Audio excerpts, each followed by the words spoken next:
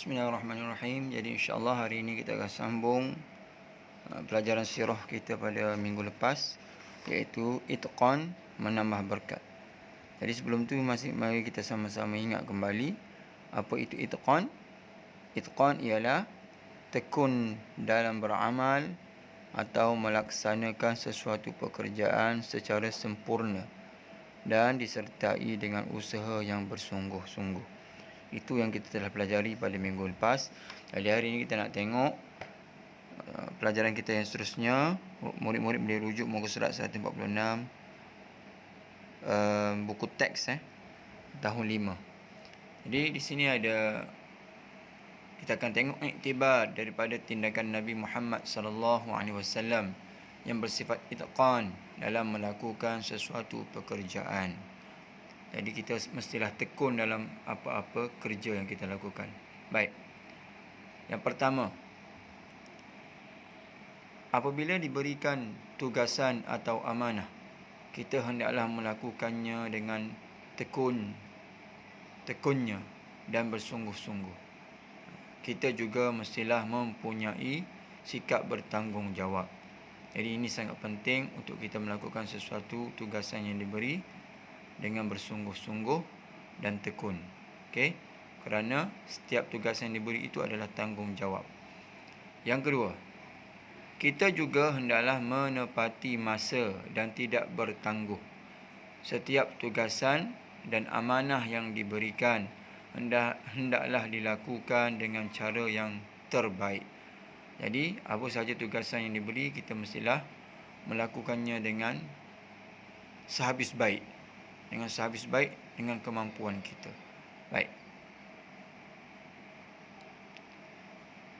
Yang ketiga, kita juga perlu mencontohi semangat Nabi Muhammad sallallahu alaihi wasallam, iaitu tidak putus asa dan sentiasa bermotivasi serta berfikiran positif. Ini sangat penting jika kita ingin jadi cemerlang. Yang pertama, tidak berputus asa. Okey, apa sahaja rintangan, kesusahan yang kita hadapi, kita tidak boleh berputus asa. Apatah lagi kita berputus harap dengan rahmat Allah. Okay. Yang kedua, kita mestilah sentiasa bermotivasi, bersemangat. Tidak boleh kita ni putus asa. Bila putus asa, kita akan tidak bersemangat. Okay. Jadi pastikan diri kita sentiasa bermotivasi.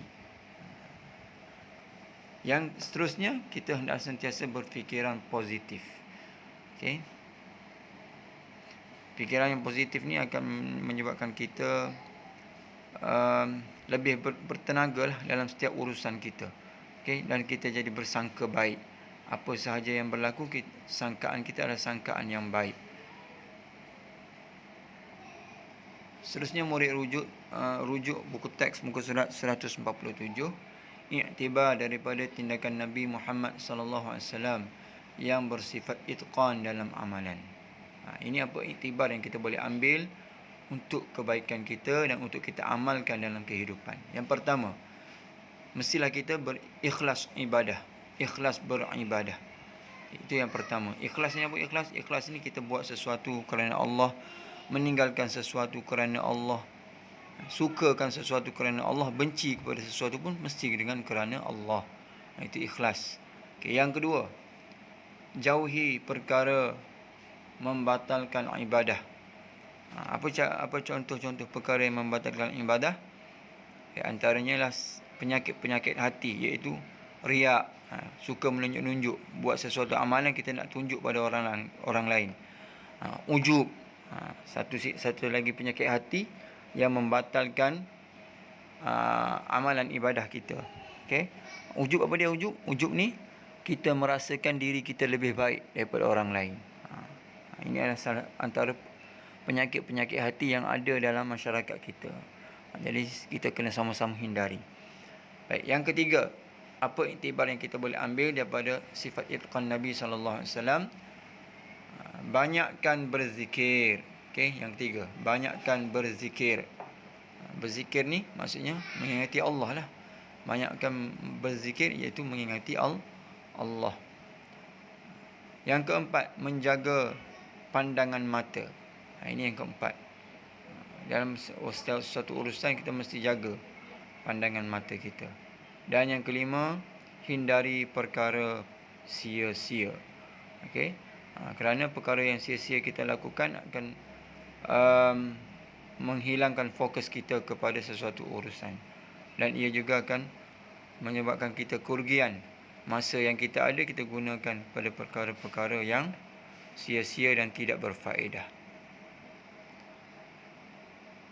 Murid-murid, kita mesti mengamalkan itqan dalam melakukan amalan sebagaimana yang ditunjukkan oleh baginda sallallahu alaihi wasallam, iaitu melakukan amalan dengan cara yang terbaik, istiqamah dan menepati rukun serta syarat-syaratnya.